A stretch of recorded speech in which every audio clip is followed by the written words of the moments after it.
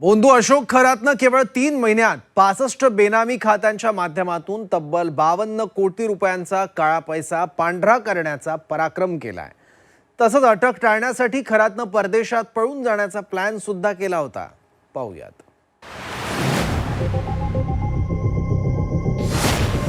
बोंधू अशोक खरातला पैशांची हाव।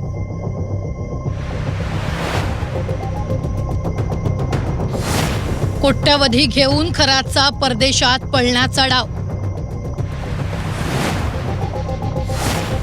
पळण्याआधीच खरात पोलिसांच्या कचाट्यात। अशोक खरातनं काळा पैसा वाईट करण्यासाठी जगदंबा आणि समता पतसंस्थेत खाती उघडली होती। या 65 बनावट खात्यांच्या माध्यमातून खरात कोट्यावधी रुपयांचा व्यवहार करायचा।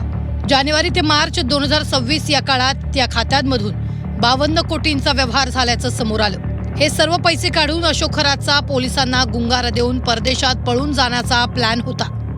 एकूणच झालेल्या या सर्व खरातच्या व्यवहारांमध्ये 2 महसूल अधिकारी आणि 2 आरटीओ अधिकाऱ्यांच्या नावाची खाती सुद्धा आहेत।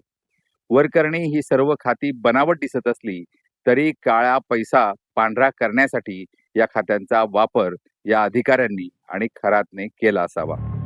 या आर्थिक व्यवहाराचं गांभीर्य लक्षात घेता आता केंद्रीय तपास यंत्रणा ॲक्शनवर आली आहे। वरिष्ठ शासकीय अधिकारी आणि त्याच्या कुटुंबियांच्या नावावरील व्यवहारांची चौकशी सुरू झाली आहे। आज खरातला न्यायालयीन कोठडी सुनावण्यात आली असली तरी सुद्धा फसवणूक प्रकरणात ग्रामीण पोलीस पुन्हा त्याचा ताबा घेण्याची शक्यता आहे। नाही, मुद्दा एवढाच आहे की फिर्याद जी आहे ती काहीतरी 30-31 लोकांच्या नावाने FD केल्याची आहे।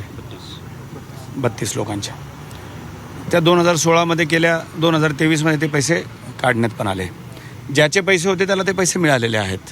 ही कोणाचीच तक्रार नाही आहे की कोणाचं आर्थिक नुकसान झालं आहे। त्यामुळे ॲक्च्युली फक्त आता हे प्रक्रिया राबवायचं काम आहे।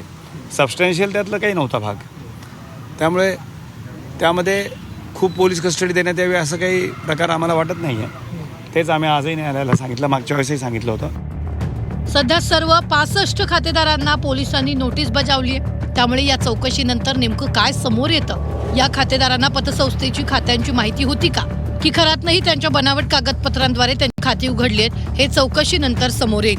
तसंच या प्रकरणात आणखी कुणाचा हात आहे का याचा उलगडा देखील चौकशीनंतर होण्याची शक्यता आहे। योगेश खरे, झी 24 तास, नाशिक।